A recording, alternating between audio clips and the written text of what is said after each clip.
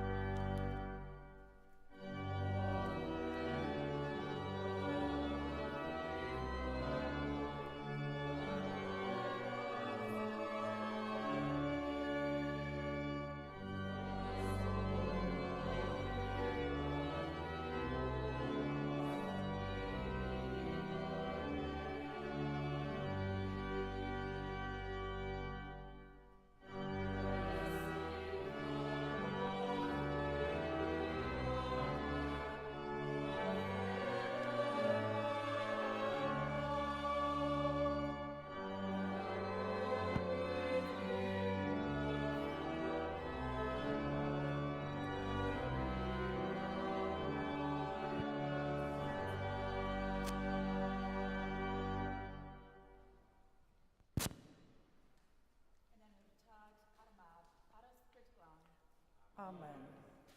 Gras a dangnau bydda bod gyda chwi. A gadw di yng nghariad Crist. Dyn yr un sy'n mynd allan dan wylo yn dychwelyd drachefn mewn gorfod.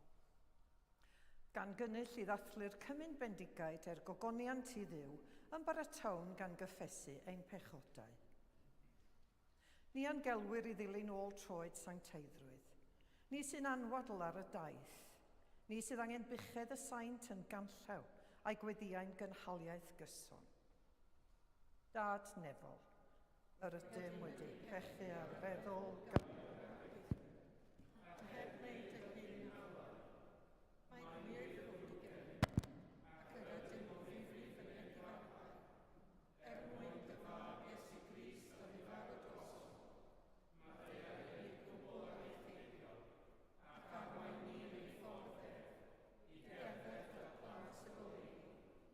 Amen. Yr holl alluog yw am rygach o'r wrthych. Meddai i chwi a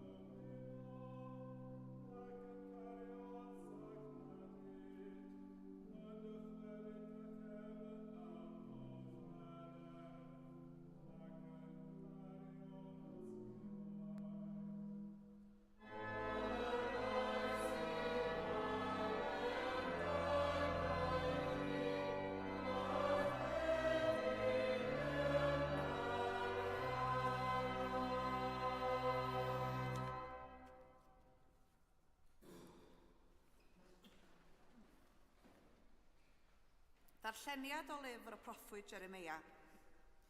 Dyma'r hyn a ddywed y sanctaidd un. Gweler dyddiau yn dod y cyfodaf i ddafydd lagerin cyfiawn. Brenin a fydd yn llywodraethu'n ddoeth yn gwneud barn a chyfiawnder yn y tir. Yn ei ddyddiau ef, fe achubu'r Jiwda ac fe drig Israel mewn diogelwch. Dyma'r enw a roddir iddo, Duw ein cyfiawnder. Am hynny, weler dyddiau'n dod, medd y sanctaidd un. Pryd na ddywed neb mwyach, byw fydd o'r bywiol un a ddygodd dylwyth Israel i fyny o wlad yr Aifft. Ond byw fydd o'r bythol un, a ddygodd dylwydd Israel o dir y gogledd, a'i tywys o'r holl wedydd lle y gyrais hwy, i drigo eto yn ei gwlad ei hunain. Clywch air bywyd un byd.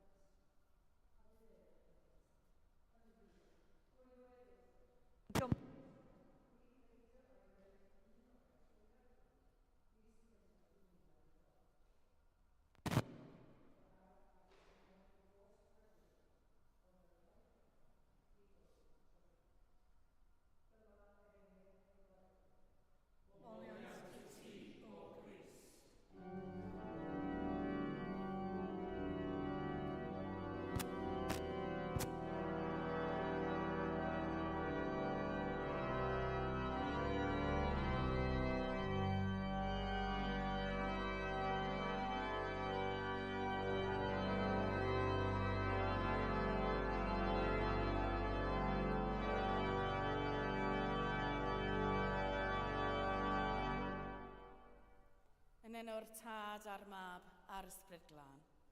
Amen.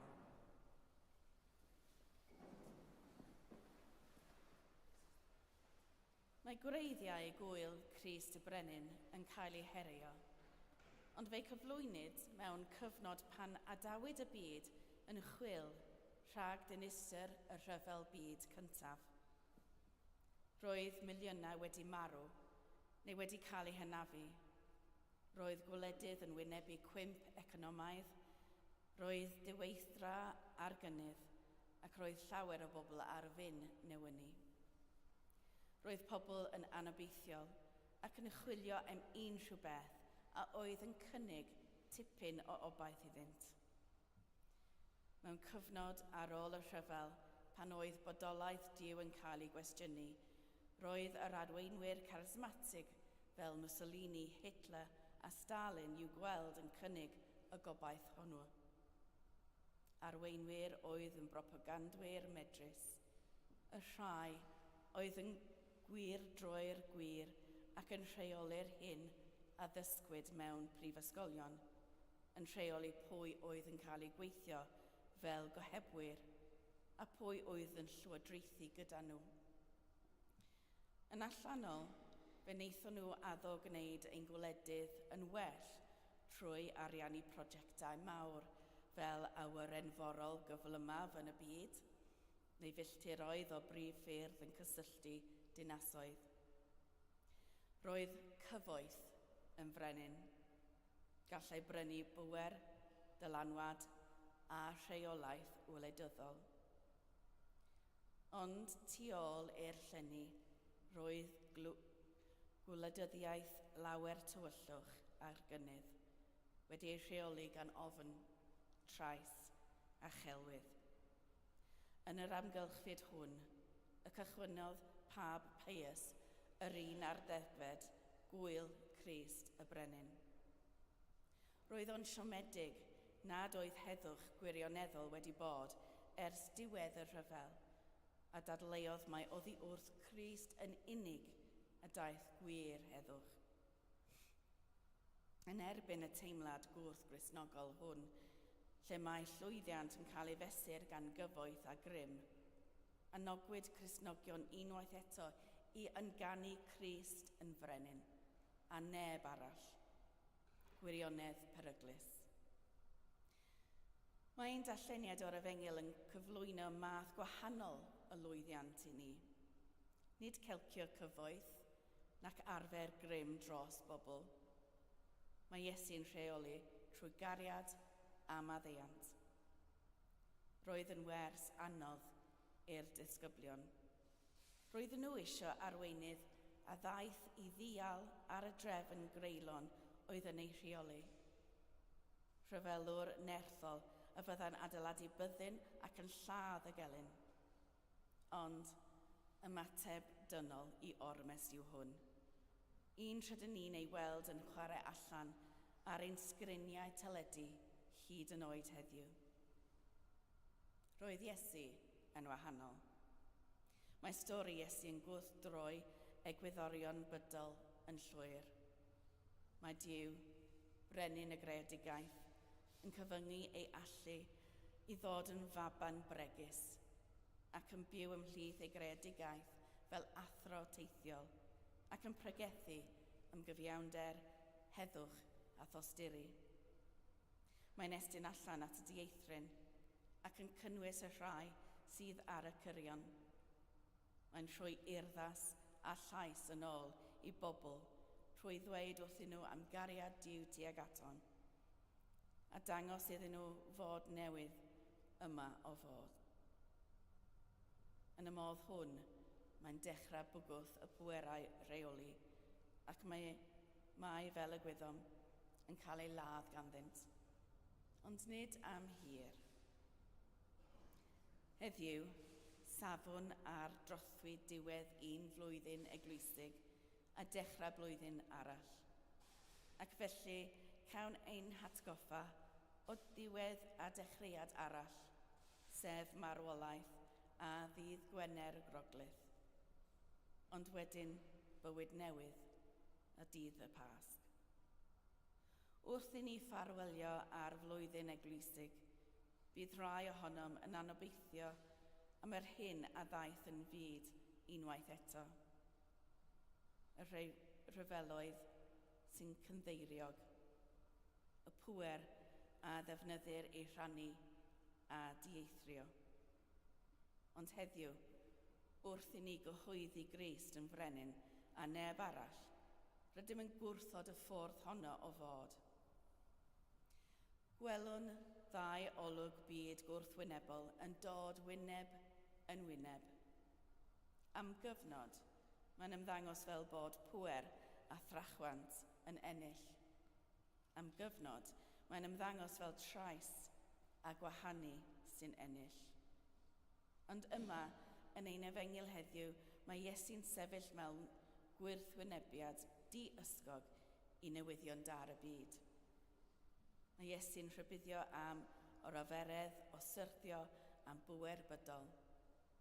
Mae'r neges yn syml, bwydo'r newynog, rhoi diod i'r sychedig, croesawu'r dieithryn, wisgo'r noeth ymweld ar sâl neu gacharau. Weithredoedd sylfaenol gofal a chariad. Gwrthododd Iesu y ffordd o drais i achub ei hun. Gwrthododd drais yn yr af wrth iddo gael ei arestio. Arfogodd Peder ac iachau'r milwr clwyfedig a ddaeth i'w arestio. A safodd o flaen Peilet a gwrthod trais. A dioddefodd a bu farw o'i herwydd, ond nid dyna'r diwedd. Mae hynny'n mor bwysig i'r rhai ohonom sy'n dioddef, y rhai sydd wedi colli a rhai sy'n gweld bywyd yn amhosib.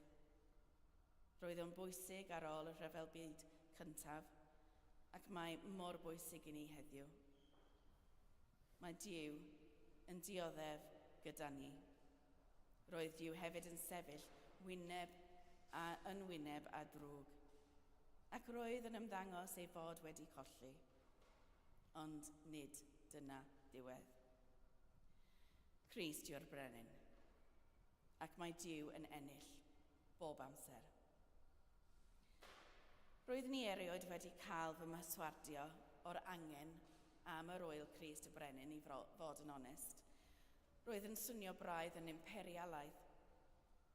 Ond wrth edrych yn ôl ar hanes a gweld pa mor hawdd y mae drigion ni yn treiddio i fywyd cyhoeddus, a pha mor hawdd y cawn ni'n perswadio gan bwerau dynol, efallai bod yn bryd eto i ail ddatgan mae Crist yw brenin a neb arall.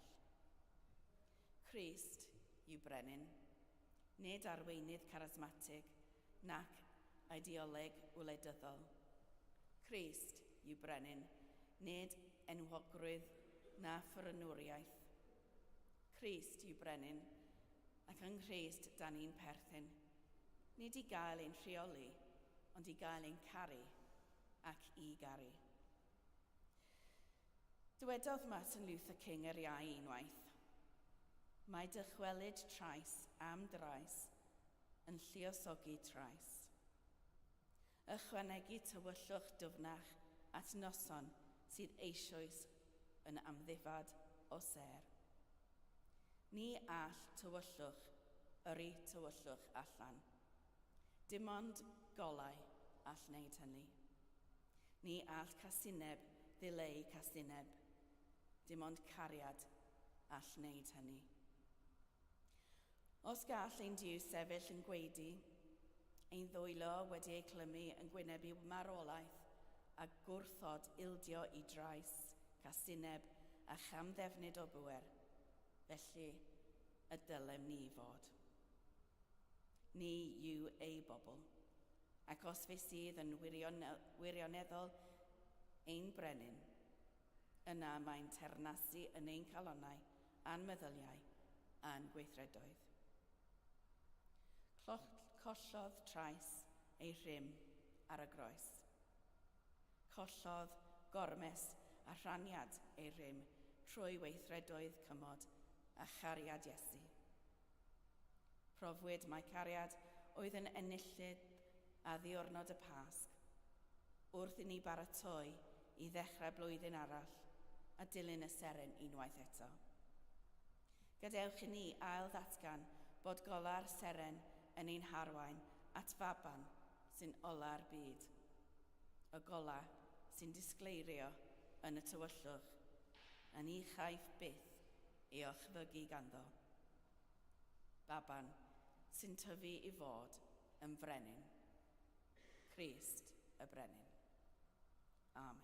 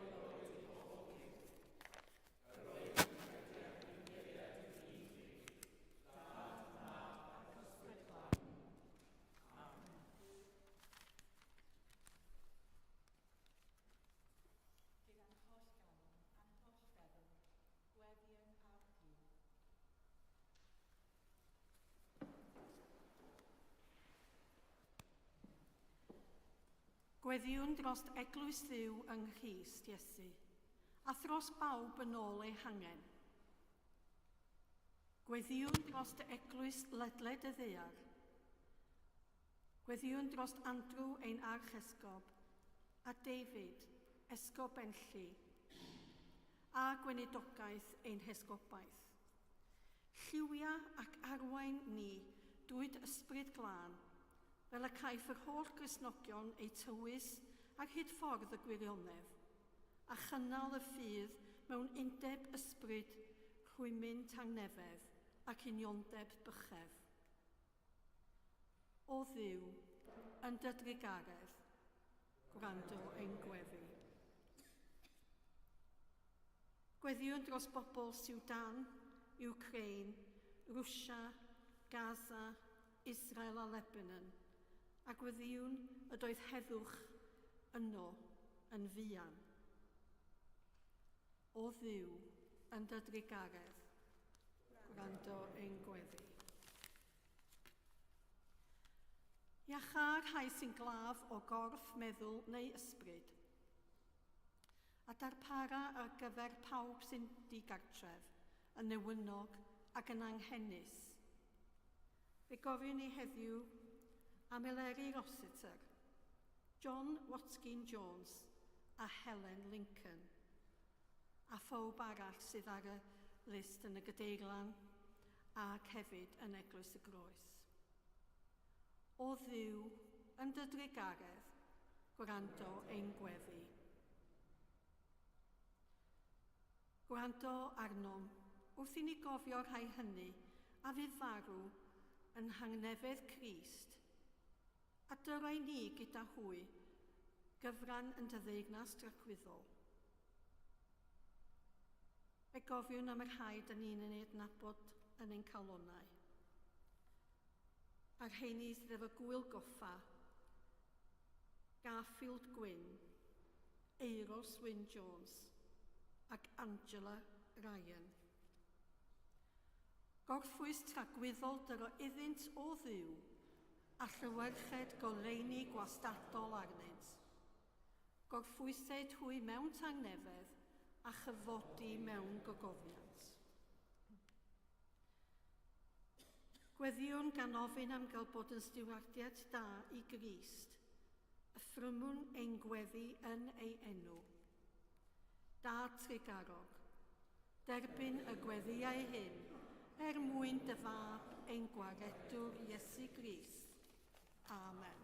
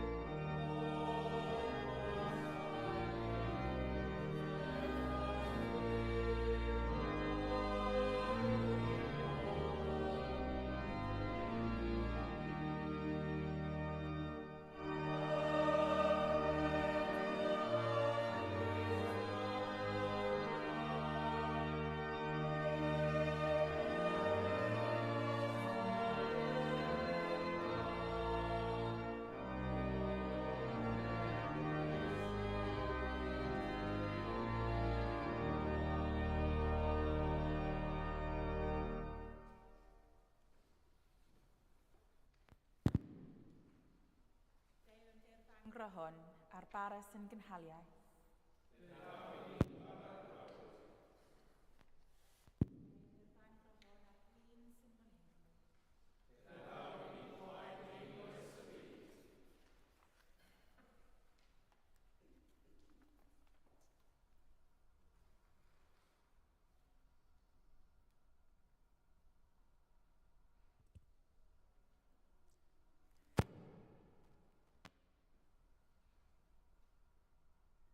Gras a thangnefydd a fo gydachwy.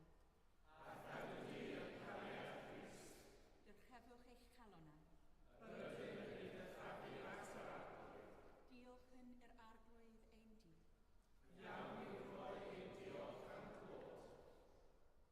Iawn yn wir, ein dyletswydd a'n llawenydd bob amser ac ym mhob lle. Yw diolch i ti, Dad Sanctaidd, holl alluog a bythfoel fi, trwy Iesu Crist, ein harglwydd. Sy'n arglwydd ar y holl creadigaeth, fel y bo iddo gyflwyno i ti dernas fyd ei angyffredwyddol, ternas bywyd a gwirionedd, ternas gras a sancteiddrwydd, ac ymuno â hwy yn ei hemyn dyderbyn o fawr.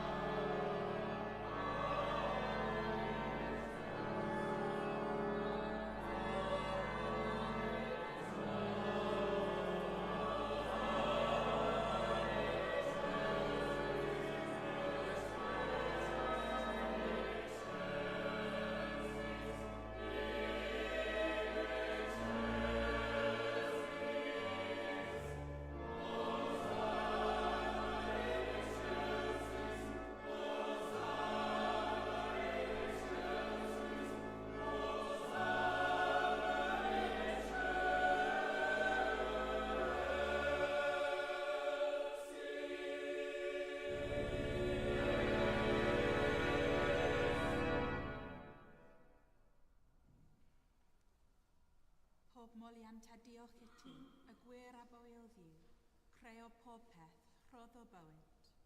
Lluniais ni ar dy ddelo dy hun, ond yr ydym ni wedi dyfwyno'r ddelo honno, a syrthio'n bryn o ffogoniant. Roddom ddiolch i ti am anfon dy fab, i rannu ein bywyd ni. Fe hildiais dy farwolaeth fer y cael byd ei achub, a'i atgyfodi o ddiolch y merw, fel y bo ni fyw ynddo ef, ac yntau yn omninau. Sancteiddia athosbryd, y bara hwn a'r gwyn hwn, dyroddion inni, fel y bont inni yn gorf a gwaed ein iachawdr Iesu Grist. Y nos y brydychwyd cymerodd fara, ac, wedi rhoi diolch, fe'i torodd a'i roi i'w ddisgyblion, gan ddweud, cymerwch, bwytewch, hwn yw fy ngorf, a rodded drosoch. Gnewch hyn, yr cof amdanaf.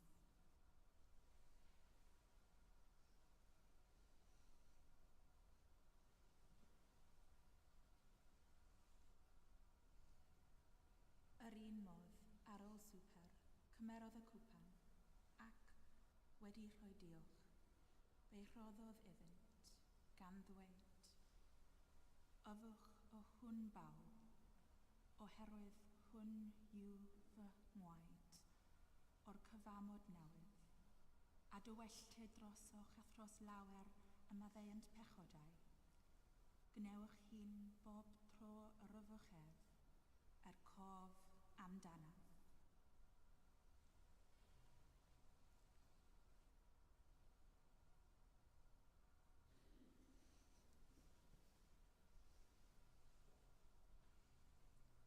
Cyhoedden ddirgeledd y ffydd. Dygwyl Crist, atgyfolodd Crist, dal Crist mewn gogoniant. Fel y gochmynodd i ni o dad, yr ydym yn cofio Iesu Grist dy fab, gan gyhoeddi ei farwolaeth fuddugoliaethus, a chan ymlawnhau yn ei atgyfodiad, a disgwyl iddo ddod mewn gogoniant. Dewn ar bara hwn a'r cwpan hwn i ti. Derbyn ein haberth o ddiolch amoliant. Adfer ac adfywiad y holl bobl, adnewydd ni a phawb y gweddion trostynt a thras a thfendith nefel, a derbyn ni yn y diwedd, gyda'r holl saint i'r llawenydd dy derbyn hwnnw a addawyd i ni gan dy fab, ein harglwydd Iesu Grist. Trwyddo gydag ynddo yn undod yr ysbryd glân, eiddo ti, dad holl alluog, yw pob anrhydedd a gogoniant, yn oes oeswydd.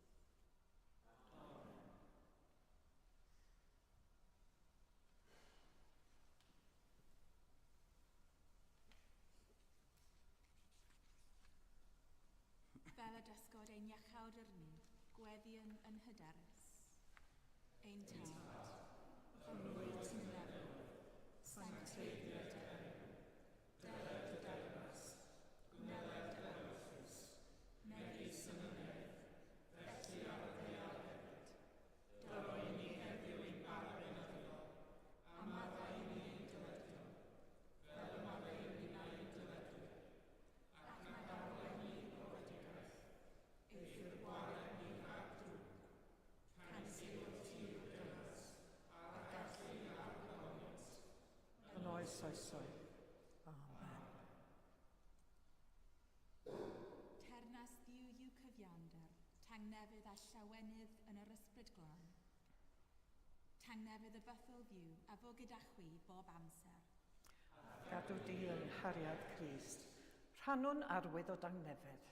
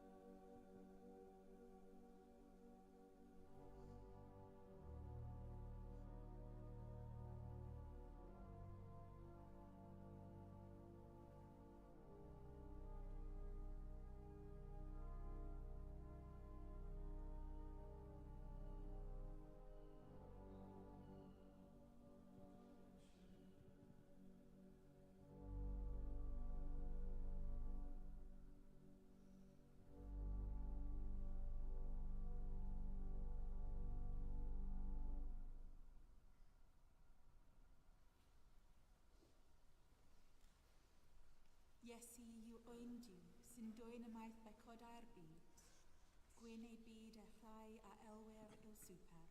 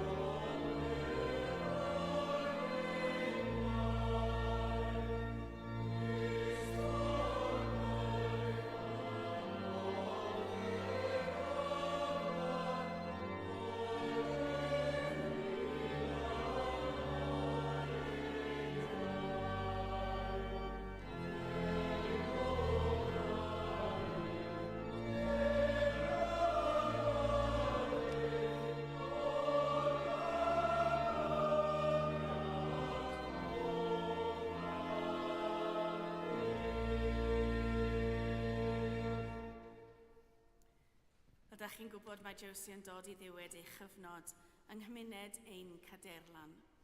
Wedi gwasanaethu pobl brodeiniol fel diacon ac offeriad yn ffyddlon, diwyd a gweddigar. Josie, wrth i ti ein gadael,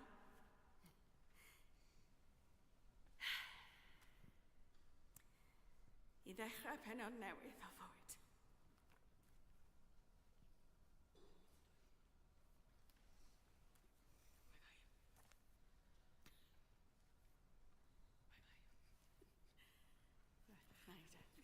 Dwi'n iawn. A gweinidogaeth gweddio na ddiw i fod gyda thi. Bydde di ddiw ei hun wylio drorsot. Bydde di fod yn dy gysgod. A dy ddehilaw. Bydde di ddiw dy gadw rhag pob drwg oherwydd e fe a geidwyd unwaith.